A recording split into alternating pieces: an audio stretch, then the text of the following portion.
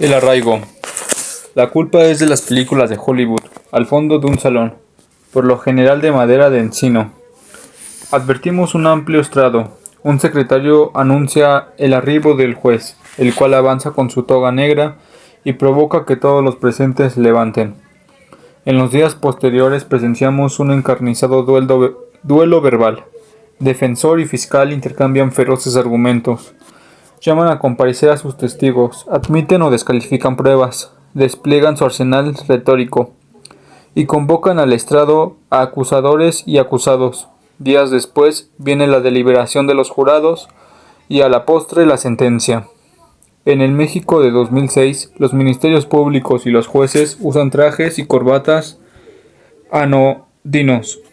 La mayor parte de las diligencias se llevan a cabo por escrito en una jerga tan opaca como las salas de audiencias adjuntas a las cárceles.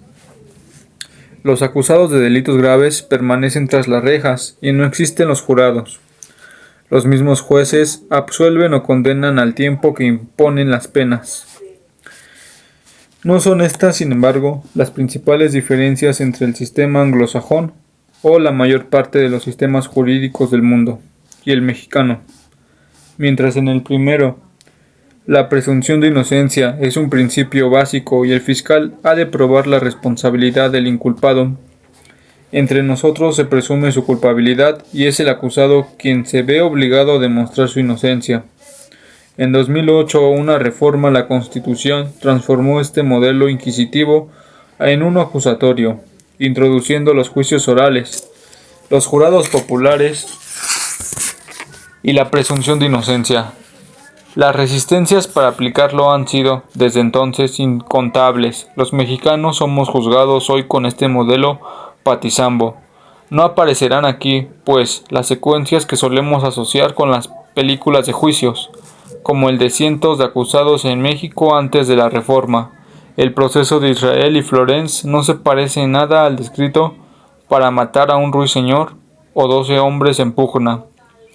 Una avalancha de diligencias por escrito, incomprensibles cuando no invisibles, que explican por qué los juicios se prolongan por años, violando el precepto constitucional que aboga por una justicia rápida y expedita.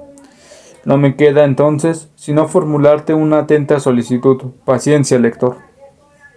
El agente del Ministerio Público Fernández Medrano cita a Valeria en las instalaciones del Asiedo el 10 de diciembre y de inmediato la conduce a la cámara de Giselle.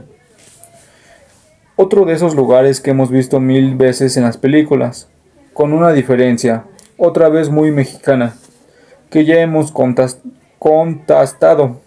En vez de que haya 3 o 4 personas detrás del vidrio por el que se asoma la joven, del otro lado solo está Florence. Valeria no la reconoce. En su testimonio jamás habló de una mujer entre sus secuestradores. Sale Florence y entra Israel, de nuevo sin que haya nadie más a su lado. Fernández Medrano le dice abiertamente a Valeria que se trata del jefe de la banda. Reconozco perfectamente a dicha persona como el mismo que iba conduciendo la camioneta en la cual me trasladó hasta la casa de seguridad en que estuve privada de mi libertad, declara la joven. Fue el mismo que desayunó conmigo, es a quien identifico como el patrón, el mismo que me puso el espejo en la habitación. Recordemos un detalle importante, el Israel que ve en la cámara de Giselle no tiene la barba de candado, que lucía en las fotografías que le mostraron los agentes Aburto y Escalona poco después de su liberación.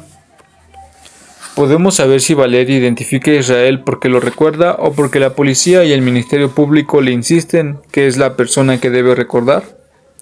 El doctor Jorge Arriola, perito del Departamento de Medicina Forense de la PGR, visita ese 10 de diciembre a Israel y determina que las heridas que presenta no ponen en peligro su vida y tardarán en sanar menos de 15 días. Al término del examen, le pide declarar que todas ellas fueron producto de una caída accidental. Ese mismo día, don Jorge y doña Gloria acuden a las oficinas de la Comisión Nacional de Derechos Humanos, en el extremo sur de la ciudad, para presentar una denuncia por el maltrato sufrido por su hijo a manos de la policía. Sin que importe la queja, el 10 y el 11 de diciembre, Israel vuelve a ser víctima de abusos físicos por parte de Fernández Medrano, quien lo visita en el arraigo ante la mirada impasible de su director. El agente del Ministerio Público le muestra una carpeta con los papeles que Israel guardaba celosamente en las chinitas para documentar sus actividades. Fotos de los coches que arreglaba antes y después de la remodelación, facturas, depósitos bancarios y otros papeles personales. Fernández Medrano los rompe uno a uno en su cara. No vas a poder probar nada de lo que dices, hijo de la chingada.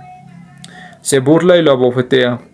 No es sino hasta el 12 de diciembre cuando el resto del país festeja a la Virgen de Guadalupe, que don Jorge y doña Gloria al fin son autorizados a visitar a su hijo y a Florence en el arraigo. Israel está tan lastimado que llega tambaleándose, sostenido por dos custodios. A ella la notan asustada, aunque en mejor estado físico. Por fin ambos les narran lo sucedido. Trujillo les confirma que su arresto no es producto de un error, y les avisa que el asunto puede demorar semanas o meses en resolverse. De regreso en Ixtapalapa, don Jorge, doña Gloria y Guadalupe encuentran una nota en la puerta. Esta casa está asegurada por secuestro. Mientras ellos estaban fuera, la policía se introdujo por la fuerza, revisó cajones y cómodas y sustrajo numerosos documentos. Como respuesta a la denuncia formulada por los padres de Israel, la CNDH envía al doctor Pedro García, perito médico de la institución, al arraigo. Israel le cuenta, por primera vez sin estar sometido a las presiones de los policías, su versión de los hechos, incluyendo cada episodio de tortura. El doctor Galicia dictamina que las heridas de Israel en la zona inguinal y en el muslo izquierdo son quemaduras compatibles con lesiones producidas con un objeto transmisor de corriente eléctrica, y admite que los golpes le fueron infligidos sin que hubiera para ello una justificación. El 23 y de nuevo el 27 de diciembre, doña Gloria le escribe a José Luis Soberanes, presidente de la Comisión Nacional de Derechos Humanos, insistiendo en el maltrato sufrido por su hijo. Pero ni las peticiones de los padres de Israel ni el informe del doctor Galicia son tomados en cuenta por las autoridades, y, maliciosamente apartados del expediente, quedan sepultados en el olvido. Me viene a la mente un chiste abominable. Se lleva a cabo un concurso para determinar cuál es el policía más eficiente del mundo. Participa un agente del FBI, otro del Mossad y un miembro de la AFI. Hemos soltado un conejo en la ciudad, les explica el juez a los tres agentes. El que lo encuentre y lo traiga de vuelta en menos tiempo demostrará que su corporación es la mejor del mundo. El primero en someterse a la prueba es el agente del FBI. Estudia los rastros del conejo y al cabo de 2 horas lo trae de vuelta. Aplausos del público. Toca el turno del agente Mossad. Misma historia, husmea, investiga, atrapa al conejo y lo entrega al cabo de 1 hora. Aplausos redoblados. El agente de la AFI, por su parte, sale sin prisa y regresa al cabo de 15 minutos. Solo que no trae consigo un conejo, sino un enorme elefante, el cual arrastra de la trompa. Cubierto de moretones y heridas, el enorme animal confiesa entre lágrimas: soy un conejo, soy un conejo, soy un conejo. No sabemos en qué momento Ezequiel comienza a recorrer el sur de la capital en compañía de los agentes de la AFI en busca de la casa de seguridad donde estuvo retenido antes de ser trasladado a la Chinita. Conforme a su primer testimonio, esta se ubicaba por el rumbo de Tláhuac, pero es probable que una declaración de Florence, según la cual Alejandro Mejía, el antiguo cuñado de Israel, vive en Xochimilco, los dirigía hacia esa zona de la ciudad, distinguida por sus canales y chinampas. Los agentes siguen el mismo procedimiento que tan buenos resultados arrojó con Valeria. Suben a la víctima a una patrulla y recorren toda la delegación en busca de un nuevo milagro. Un milagro que otra vez ocurre. El 26 de diciembre Ezequiel pasea con los agentes por las inmediaciones del pueblo de Santa Cruz, Xochimilco. La patrulla se detiene para que los hambrientos oficiales compren botanas y refrescos en una tienda. El joven se aleja unos pasos y se topa con la fachada de un pequeño conjunto habitacional ubicado en Avenida Xochimilco 54, al lado de la tintorería Gaby y cerca de la miscelánea Las Fuentes, y se da cuenta, atónito, de que justo allí estuvo secuestrado. Ningún indicio en sus declaraciones anteriores remite a este lugar. Para justificar el hallazgo, Ezequiel les cuenta a los agentes que, cuando se encontraba retenido, logró quitar los tablones que cubrían una de las ventanas del baño, valiéndose del mango de un tenedor para arrancar los clavos, y que así logró entrever el paisaje que se abría hacia el exterior. Había cerros, vegetación, antenas, declama Ezequiel. Los mismos cerros, vegetación y antenas que pueden distinguirse en las inmediaciones de Xochimilco 54 o en cualquier lugar cercano.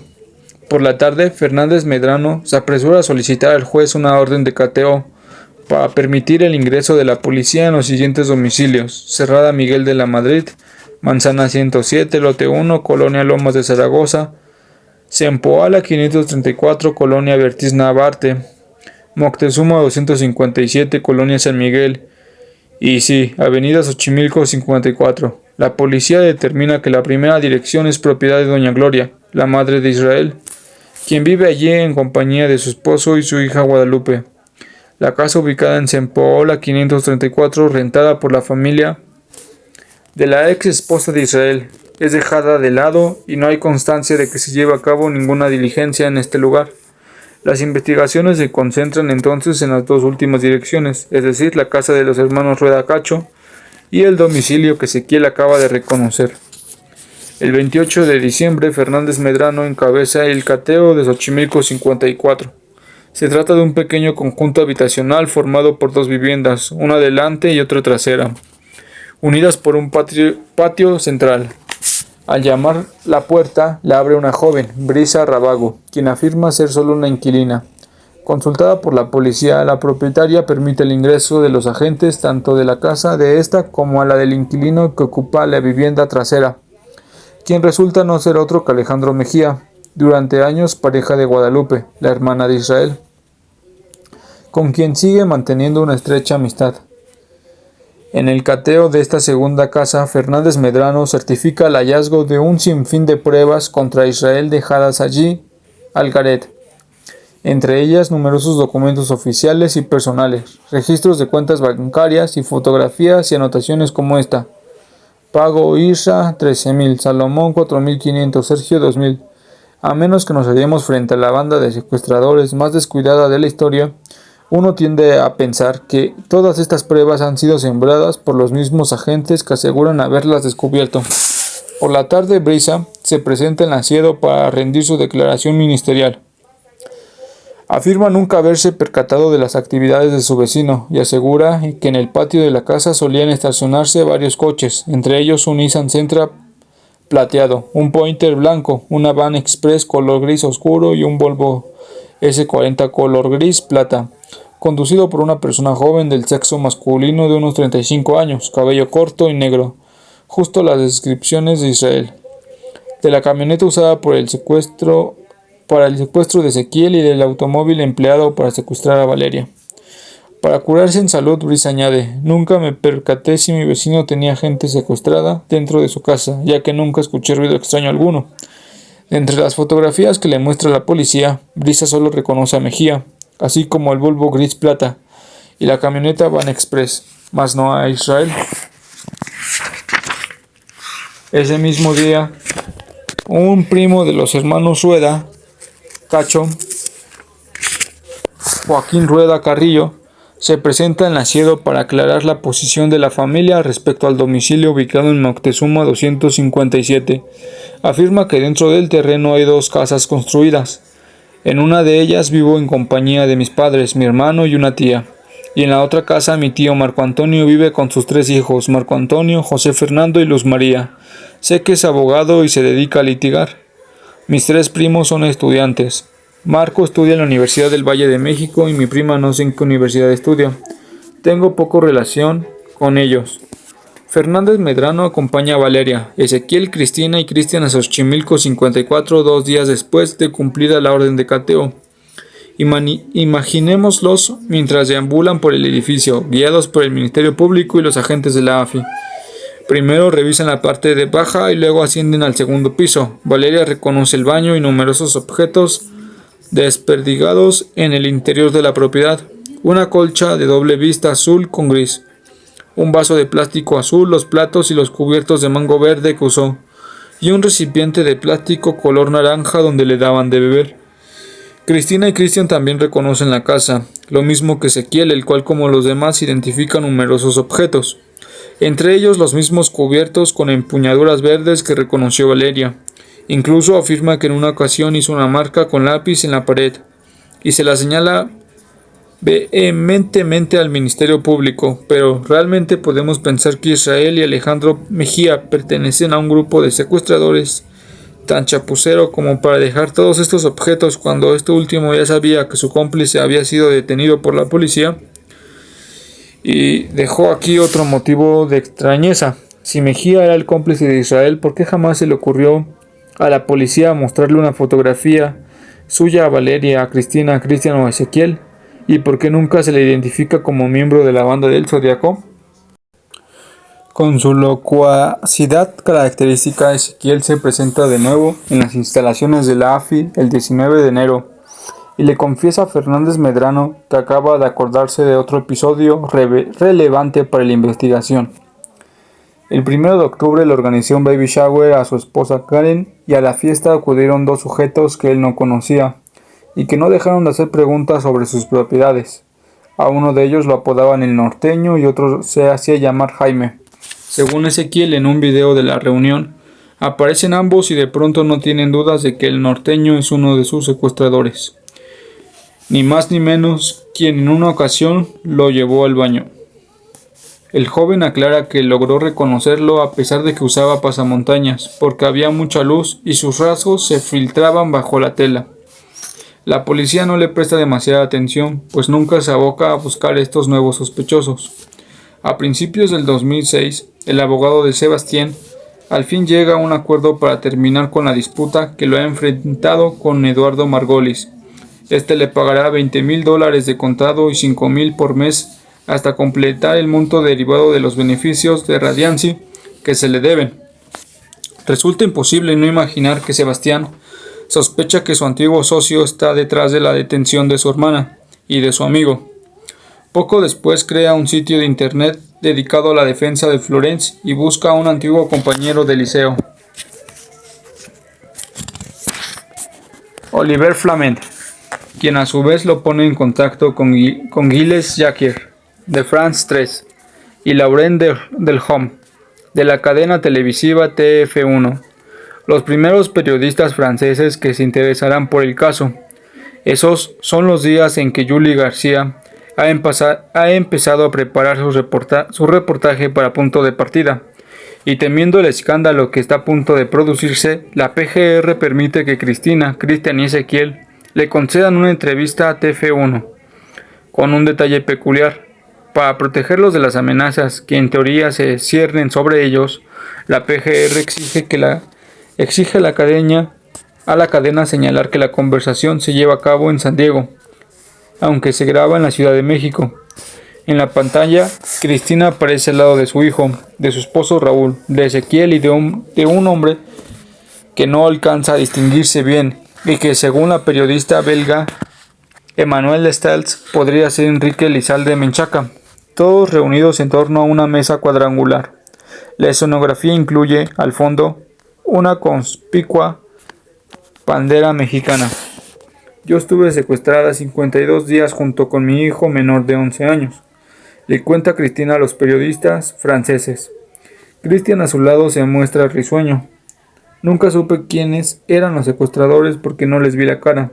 Siempre estuvieron encapuchados. Y eso a la fecha me causa terror. Yo no puedo ver a una persona con capucha. Los reporteros le preguntan por Florence. Yo escuché su voz desde la primera casa de seguridad donde me tenían. Escuché su voz, afirma Cristina, contradiciendo sus declaraciones previas. Y después en la segunda casa donde me llevaron, que fue un rancho, también escuchaba ahí su voz. Un poco más adelante se explaya: es injusto que una mujer extranjera que viene aquí a esta ciudad y cometa delitos se le quiera hacer pasar como que ella es inocente, una blanca paloma. Desde la primera casa yo escuché su voz. Ella nos torturaba, pero psicológicamente, bueno, al niño. A mí no, a un menor de edad. Christian asegura a su vez que en su encierro fue muy severo, fue muy duro porque nos daban un cinturonazo. Y nada más decir esto, suelta una rotunda carcajada. Como era previsible, Ezequiel mantiene su acusación contra Florence. Yo la vi 2 veces, pero sí le vi físicamente su cara. Afirma: el primer día que me dio de comer supe que no era una persona buena. El día último que la vi se portó increíblemente aterrorizante cuando me dio a escoger entre un dedo o un oído, y no tenía nada de piedad sobre mí. Le supliqué muchas veces que me perdonara la vida, y parece que no quería. Si antes Florence quería mutilarlo, ahora planeaba su muerte. Las autoridades incautan bienes y acciones de SCB y Sebastián se ve obligado a trasladar sus oficinas a Metepec, en el Estado de México, donde se siente menos vulnerable. A Lolani la mudanza le disgusta y las peleas entre ellos se vuelven cada vez más frecuentes. Pero después el francés abandona la nueva casa y le advierte a su esposa que venderá la empresa. Yo me encargo de ella, lo contradice Lolani. La voy a hacer prosperar y te voy a demostrar que puedo ser mucho mejor jefa que tú. A Sebastián no le queda otro remedio que aceptar un empleo en Miami, aunque tal vez sea el responsable de la venganza de Margolis y del arresto de Israel y de su hermana. A partir de ese momento se desvincula del caso y no volverá a tener contacto con Florence por largos meses.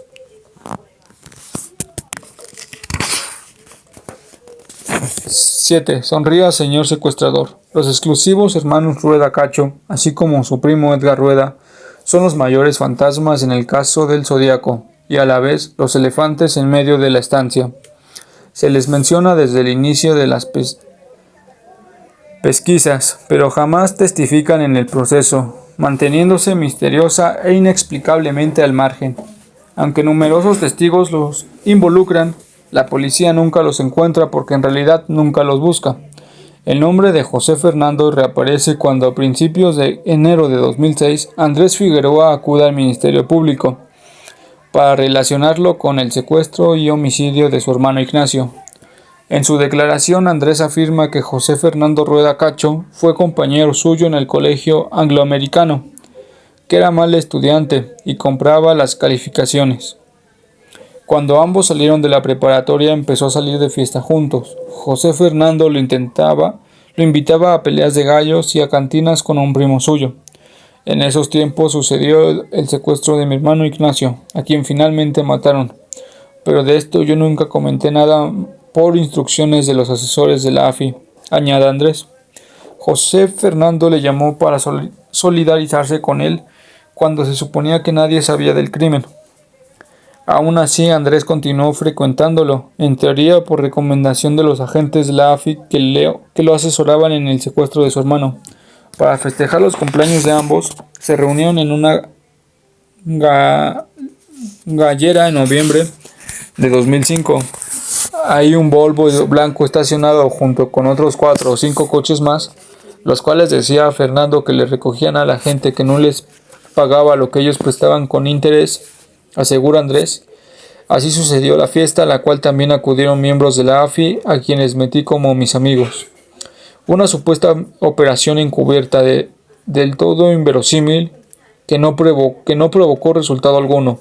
El 9 de diciembre Israel y Florence fueron capturados en las Chinitas y los hermanos Rueda Cacho le informaron a Andrés que se irían de vacaciones a Estados Unidos. Desde entonces no ha vuelto a saber de ellos. Ante el Ministerio Público, Andrés proporciona otros indicios que relacionan a José Fernando con varios secuestros ocurridos entre comerciantes de la central de abastos. Por último, declara que reconoció a Valeria durante una fiesta de los hermanos Rueda Cacho por los rumbos de Tláhuac. Todas las pistas apuntan, pues, a los Rueda Cacho y a un domicilio en Tláhuac, que se menciona varias veces pero que nadie localiza. En resumen, Andrés confirma haber conocido a Valeria, sospecha que José Fernando estuvo involucrado en el secuestro y asesinato de su hermano, y lo relaciona con otros secuestros. Por si fuera poco, además sostiene haber visto un Volvo blanco, como el usado para el secuestro de la joven, en su galera. ¿Y qué hace la AFI? Ya lo intuimos, nada. El día de Reyes se presenta a declarar ante el Ministerio Público Marco Antonio Rueda Valencia, padre de José Fernando y Marco Antonio Rueda Cacho. Tras confirmar que vive con sus hijos en Moctezuma, 257, detalla sus actividades. El mayor estudia en la Universidad del Valle de México y el menor en la Universidad Tecnológica.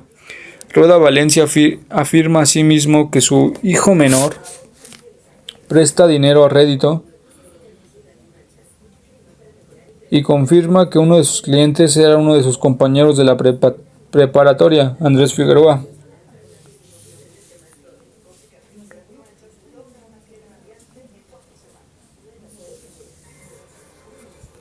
Rueda Valencia inicia entonces un relato que vincula a su hijo con Alejandro Mejía, quien había sido su profesor en la universidad.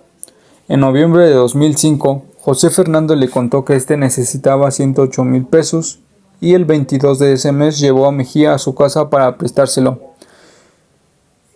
El excuñado de Israel no debió causarle muy buena impresión, pues para prestarle esa cantidad le exigió firmar un pagaré, además de entregarle los papeles del vehículo que dejaría en prenda, un Volvo S40 gris plata.